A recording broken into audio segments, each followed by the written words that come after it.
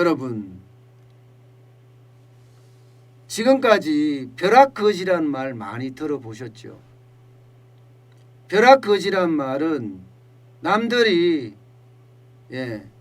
부동산이며 주식이며 사면서, 쉽게 말하면 재테크를 하면서 이 문재인 정부 들어서서 엄청난 부자가 됐는데, 나는 일개미처럼 일만 열심히 하다가 보니까 돈을 못 벌었다, 이를 두고 벼락거지라고 합니다.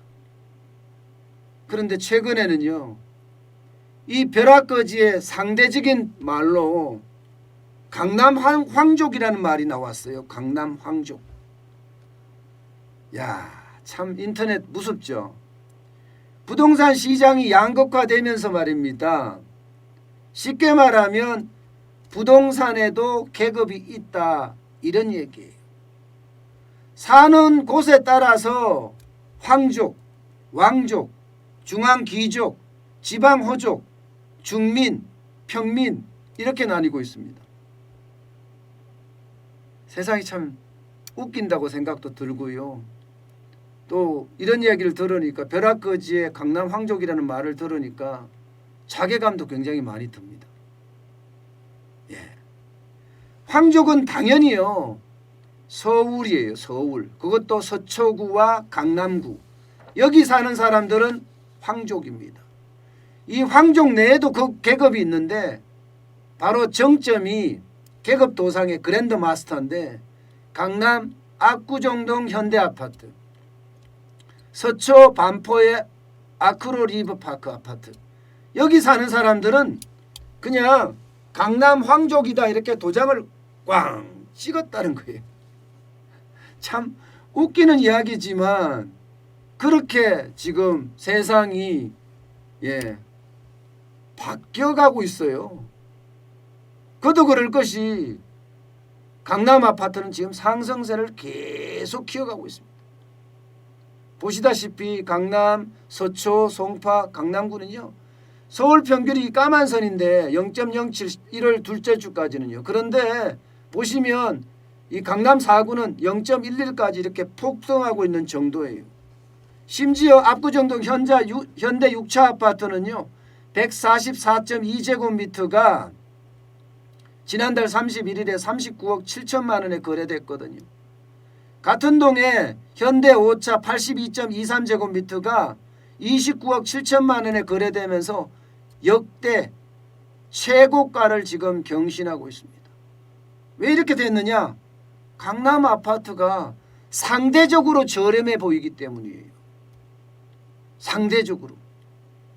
그러니 이게 역풍선 효과가 나올 수밖에 없었던 거죠.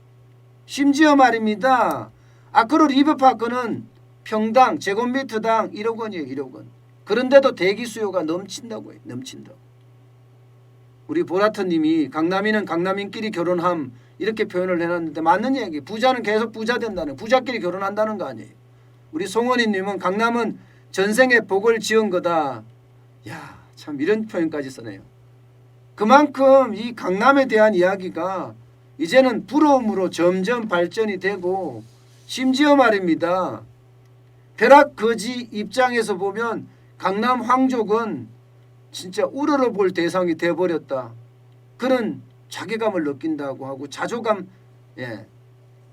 자존심까지 완전히 망가진다고 이야기를 하고 있습니다.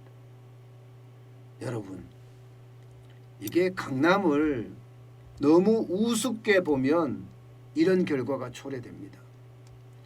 여러분, 절대로 강남을 우습게 보면 안 돼요.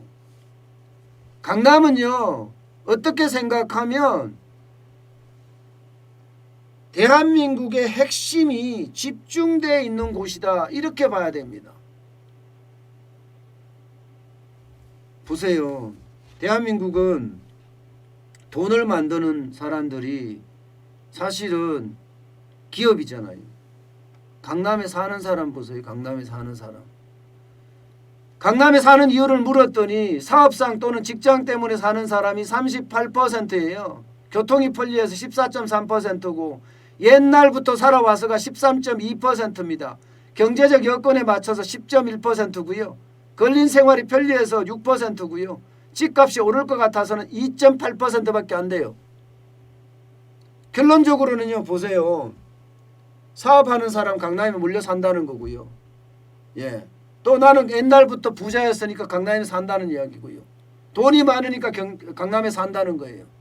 게다가 병원이나 뭐 마트나 백화점이 많다. 근린시설이 편해서 산다. 이 정도로 강남은 모든 게 집중되어 있습니다. 집중. 그러니 강남이 뜰 수밖에 없죠. 여기다가 규제를 한다고요. 가격이 뛴다고요. 그러면요. 이게 규제라는 건 그래요. 아, 나는 강남에 집을 못 살 수도 있어. 이런 생각을 들게 하거든요. 그러면 강남에 못 살 수도 있어. 이 한마디 때문에 패닉 바잉이 일어나는 거예요. 야, 빨리 사자. 빨리 사야지 나 강남에 들어갈 수 있을 거야. 이렇게까지 말입니다. 심지어 문재인 정부의 교육정책도 이거 완전히 실패했다고 저는 보는데 자사고 다 없앴죠. 자율고 없앴죠. 예, 이런 거 다 없애니까 사람들이 강남으로 또 몰리는 거예요. 8학군으로. 지금까지 모든 정부에서는 8학군을 어떻게 하면 흩어놓을 건가. 그러면서 자사고도 만들어내고 예, 쉽게 말하면 뭔가 인재들이 한 곳에 몰리는 걸 분산시켰단 말입니다. 그런데 지금은 자사고 폐지하니까 어떻게 됐어요? 결국은 강남 명문고로 몰린다. 강남 대치동이 사교육 1번지라고 이야기하잖아요. 실제로 말입니다, 여러분. 이광재 의원이 2019년도 학년 기준으로 고3 학생 1000명당 서울대 입학생 수를 따져봤더니 서초구가 28.3명 가장 많았습니다. 예, 그리고 강남구가 27.1명 그 뒤를 이었습니다. 결국은 자녀 교육을 위해서라면 강남으로 간다는 이야기예요. 실제 대치동의 아파트는요 600만 원짜리 월세가 있어요. 보증금 7억에. 이 집에 들어가서 지금 고2생, 첫째, 중3생, 둘째 대학 갈 때까지 여기서 돈 주고 살겠다 이러면서 들어가 있다니까요. 서초구 반포의 반포 리체 84제곱미터가 전세가 21억 8,500만 원입니다. 21억 전세가. 그러니 툭 먹고 자사고 이거 다 포기하고 나니까 강남에 더 많이 몰리는 그런 결과를 지금까지 초래하고 있다고 이야기를 하잖아요. 그만큼 이 강남을 자꾸 우습게 보고 그야말로 전체 형태의 어떤 뭐라고 이야기해야 되나요? 분산 정책을 쓰지 않으면 문제가 될 수도 있다는 겁니다. 여러분, 강남에 몰려있는 사업체 수 실제로 볼까요? 강남구에 몰려있는 거 보세요. 강남구에 사업체가 71,373개나 몰려있습니다. 거기에 일하는 사람이 69만 4,136명이에요. 중구, 송파구, 서초구, 영등포구 하지만 강남구가 단연 어뜸이죠. 그만큼 몰려있다는 거예요. 매출액만 하더라도요. 매출액만 하더라도 엄청난 데다가 이 강남구의 지역 내 총생산은요. 2017년 기준으로 65조 2,870억 원입니다. 단연 1위입니다. 중구가 14조, 중구하고 차이 나는 게 2위가 중구거든요. 중구하고 14조 원이 차이 나요. 서초구는 33조 7,720억 원이고요. 송파구는 26조 8,160억 원입니다. 결국은 지금 문재인 정부의 부동산 정책은 완전히 실패했다. 게다가 인터넷에서 강남 황족, 벼락거지 이런 단어를 만들어낸다는 자체가 부동산 정책이 얼마나 실패했는지를 보여주는 단적인 증거입니다. 게다가 황족은 계속 황족이 돼요. 벼락거지는 점점 벼락거지가 되는 거고요. 왜냐고요? 아니 황족들은 그 아파트들을 다 자식한테 물려주는 거, 자식한테 승계해요. 실제 지난해 1월에서 10월까지 아파트 정역 건수를 보면 예, 19,108건이었거든요. 그 중에 30%가 강남이에요. 5,726건. 강남 상구에서 일어났습니다. 결국은 문재인 정부의 부동산 정책 때문에 벼락거지도 탄생을 하고, 예, 강남 황족도 탄생을 하고 이런 것 아닌가 싶어요. 그만큼 안타깝다. 예, 그만큼 안타깝다. 예, 이렇게 저는 생각을 합니다. 부동산 정책의 공급 중심으로 바뀐다고 이야기하지만 이게 얼마나 많이 바뀔란지 그건 잘 모르겠어요. 어쨌든 정부의 어떤 정책 자체가 점점 안타까운 모양새로 변하는 게 저는 더 안타깝습니다.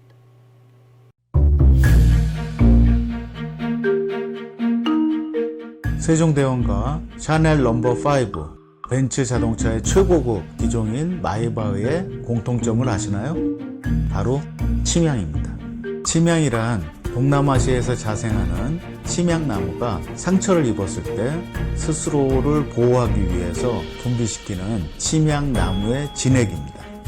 진침향은 태국산 침향과 러시아산 녹용, 그리고 국산 홍삼, 백봉령, 또 산수유, 당귀, 숙지향, 꿀로 이루어진 침향환으로 만성 피로나 또 스트레스, 기력이 저하된 직장인분들, 또 수험생들, 연세 드신 어르신분들이 드시면 좋은 환입니다. 진침향 여러분들께 자신있게 권해드립니다.